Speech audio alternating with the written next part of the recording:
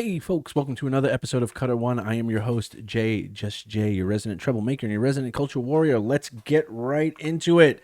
All right, we have this one coming to us from the good folks over at Bounding Into Comics, and says Amazon Studios executive admits company is still being intentionally deaf about fan feedback for The Lord of the Rings of Power. And this is by John F. Trent. Amazon Studios executive Vernon Sanders, who is the head of global television, recently admitted that the company is still completely ignoring fans' feedback surrounding The Lord of the Rings of Power. Speaking with comicbook.com, Sanders first admitted that the company conducted their own study to try and determine how people reacted to the show. I'm going to try that in English. He relayed, "We set up our own study with thousands of people, among them thousands of Lord of the Rings fans, to really have a conversation with them as each episode dropped to just understand how they were reacting," unquote. "We were doing as much as of a 360 comprehensive look to really understand it. And I think we got a lot of those Lord of the Rings fans, both fans of the books and fans of the movies," he claimed. Sanders then admitted, "We also know that there were some fans who had issues or didn't feel like this was what they were expecting or done in the way that they expected. And that's natural. I think whenever you take on something that's so beloved, you're going to have probably a strong reaction for and have some people who just aren't on board." He didn't go into any other details, but Amazon Studios and Prime Video embarrassed themselves when they claimed to have brought a number of the Lord of the Rings quote-unquote superfans to a special screening of the show's trailer in Mallorca. These superfans didn't seem at all interested in The Lord of the Rings when they cut a number of promotional videos attempting to promote the show rather, they put the focus on identity politics instead. One superfan stated when asked to describe the trailer, quote, "I also want to say representative because we're getting like more diversity within this series. Like we're seeing our first black elf. We're seeing the first female dwarf. I'm very looking forward to looking at that," unquote. And there you see. Not only were these so-called superfans pushing identity politics rather than discussing Tolkien and The Lord of the Rings, one of them later admitted to not even watching the show. YouTuber Ryan Cannell discovered that Chanel Williams, one of the so-called superfans, did a video where she revealed she hadn't even watched any of the show. She claimed she was going to binge it once its season ended, but also revealed she was watching House of the Dragon weekly. So if the people Amazon used to perform their study are anything like their so-called superfans they flew into Mallorca to watch the trailer, their study is probably heavily skewed and some of them might not have even watched their show altogether. However, that wasn't even the biggest reveal that Sanders made. He actually briefly discussed the Charlie Vickers Halbrand being revealed as Sauron in the final episode. While discussing Sauron, Sanders made it clear Amazon Studios and Prime Video are not listening to the actual fans of J.R.R. Tolkien and The Lord of the Rings, who have made it abundantly clear the show is terrible, mainly due to the fact that it completely threw Tolkien's writing into the waste bin in favor of modern woke sensibilities. Sanders said, quote, "One of the challenges for this show when you are adapting something is to tell the story that people are excited to see, but sometimes find ways to surprise them," unquote. Sauron, I would argue, the greatest villain of all time. And how do you get to know that person? How do you get to understand how they work? What are the layers there? And I think because of the way the story was told and because of the great performances of Charlie Vickers and Morfydd Clark, I think audiences now have an insight whether he fooled them or whether they knew it the entire time. There's a much more interpersonal human side of this character, and I'm so excited for people to see Sauron unleashed in season 2, he stated. Except the show butchers the character of Sauron. They don't show his actual fall, his chance at repentance, penance, and obedience, his rejection of it, and then his complete turning into a, quote, reincarnation of evil, unquote. Tolkien laid out Sauron's character arc in letter 131 to Milton Waldman, writing, quote, "In the Silmarillion and Tales of the First Age, Sauron was a being of Valinor, perverted to the service of the enemy and becoming his chief captain and servant," unquote. Tolkien continued, quote, he repents in fear when the first enemy is utterly defeated, but in the end does not do as was commanded, return to the judgment of the gods. He lingers in Middle-earth, very slowly, beginning with fair motives, the reorganizing and rehabilitation of the ruin of Middle-earth. Neglected by the gods, he becomes a reincarnation of evil, and a thing lusting for complete power, and so consumed ever more fiercely with hate, especially of gods and elves. All through the twilight of the Second Age, the shadow is growing in the east of Middle-earth, spreading its sway more and more over men, who multiply as the elves begin to fade, the professor asserted. By the time of the events of the Second Age that the Rings of Power portrays, Sauron has already chosen his path and has completely rejected forgiveness, repentance, penance, and obedience. His interpersonal side has been consumed by his hate and lust for power. That's not to say he doesn't play the role of Anatar by deceiving the elves and aiding them to create the Rings of Power.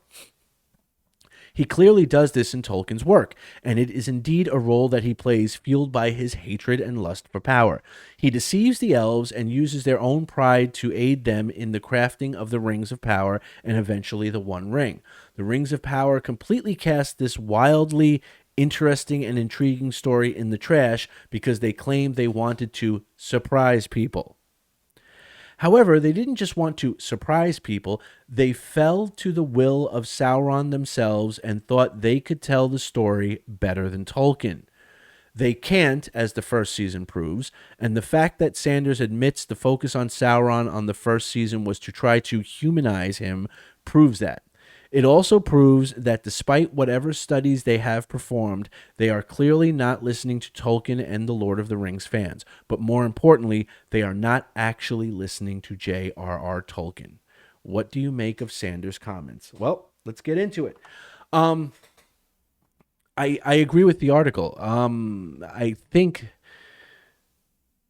there's a lot of cope there, and there's a lot of, I don't want to say gaslighting per se, a lot of smoke and mirrors. They're not taking the fans into account, and I've said this repeatedly already. The fact that production began on season 2 within a month of the end of season 1 lets you know that they were ready to go. So fan feedback was not an option. They may have viewed it, but they don't take it seriously, and you can tell that because what do we hear from them repeatedly? It's the sexist, the phobes, the ists, the racists, whatever, any criticism you could throw up there. Oh, Galadriel's not representative of what Galadriel should be. That's just because you don't like strong women. Oh, Arondir upsets you because, elves don't look like him and stuff like that. Well, that's just because you're a racist.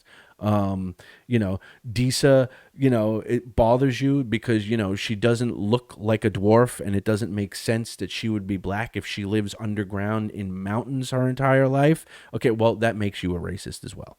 And so on and so forth and yada, yada, yada. You guys know the drill, right? So yeah, I think,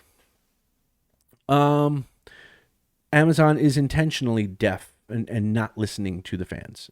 And they know they aren't. And because the same thing that they like to use as their defense is the same thing that undercuts most of their arguments. They like to say, well, we only have the rights to The Hobbit and The Lord of the Rings and the appendices. We don't have the rights to any of the other books, and that's why we can't do any of the other books. So we sort of, and we did that on purpose because it gives us this creative freedom and stuff like that. Well, here's a couple of things. Number one, you damn well could have done the stuff other than The Lord of the Rings, The Hobbit, and the appendices, but you chose not to. Why? Because you simply could have purchased the rights to option the Silmarillion. That's on the table. That was on the table at the same time the rights to option Lord of the Rings and The Hobbit and the appendices was on the table. It was just cheaper to do Lord of the Rings, The Hobbit, and the appendices. So you could have optioned the rights to do the Silmarillion, but you didn't. Okay? And that's where you get this excuse of like, oh, well, we don't have the rights to any of those other books, so we sort of have to make some of it up. No, you didn't want to pay for the rights to do any of those other books, and therefore you felt you have the freedom now to make stuff up. Clearly, with all the references you have made to things that are not in the appendices specifically, but that are definitely listed in the and described in the Silmarillion, you know what you're doing. You're trying to get as close as you can to the line, okay? But to put your spin on it, right? So, we have Galadriel being motivated by the death of her brother, right? Which is completely not, it doesn't comport with the canon in any way, shape, or form.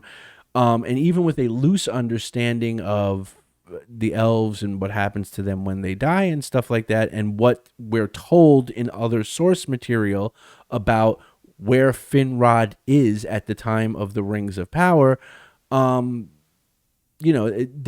couldn't do that, because then that would take away their freedom to just make this stuff up, right? So I do believe that there's a lot of bait and switch going on in this article from this Sanders guy. They're not going to take fans into consideration, and any fans that they are willing to listen to are going to be fans like the OneRing.net, who, I've completely lost all respect for. I was on there. I was a member of the OneRing.net and its sort of forums, right when the original Jackson trilogy came out. And I've completely lost respect for them now, because they know that this is not upholding Tolkien's lore, and this is not something Tolkien would have approved of. And they don't care, because they're getting exclusives, and they're getting access, and I don't know if they're getting paid or not, but they're definitely getting exclusives and getting access. And that's why they're willing to just, shake their head and say, yeah, it's all great, it's all perfect, and any of you people who disagree, you're istophobes, because they're just, sucking on the Amazon teat, if you will. So yeah, I again, if this survey of fans that they claim to have brought in are anything like the super fans that were supposed to, promote this show, right, and give their opinion as Tolkien fans, if that was any indication of the type of people they brought in for these quote unquote surveys, then yeah, these surveys are kind of meaningless. And the simple fact that, yeah, he highlights the fact that they were trying to humanize Sauron, okay, and surprise you was a motivating factor for the things that they were doing with the characters. Again, it just shows that their agenda is more important than sticking to the lore or sticking to the canon every day, all day. And they don't care what J.R.R. Tolkien would have thought about this. They don't care what he actually wrote. They don't care about the maintaining the integrity and the dignity and showing the respect to this man's life's work. Okay, they don't care about anything like that. They're in it for the money. That's what it comes down to. They invested a lot of money in this in the hopes of big returns, and that's what it comes down to. And so they will morph the hell out of this show with each continuing season, till, again, if they thought it would get some awards and get them millions and millions of dollars in Amazon subscriptions and stuff like that, yeah, they'd have Galadriel fighting Sauron, in Mount Doom, riding flying dolphins with laser guns. They would. If they thought it would work. If they thought it would work, they would. Because, again, they have no care for Tolkien, his work, his legacy, and they're just in it for the money. But that's just my opinion. You guys, let me know what you think. Do you think that Amazon's super fans are any indicator of the quote-unquote Tolkien fans that they had doing these surveys? And do you think that they actually care at all what any fans think at this point, having already committed almost $1 billion into this? Do you think they care what the fans think? I don't think so. But let me know what you guys think down in the comment section below. If you like the video, like the video. If you feel like sharing the video, that would be great, because it gets us out there. If you have not subscribed already, I hope that you would consider subscribing. That would be awesome, and it would warm my cold, dead heart. And if you are a returning subscriber, you are awesome. You are a beautiful badass. All right, folks, I will see you on the next one. Until then, be good, be safe, be awesome, and I will talk to you later. Peace.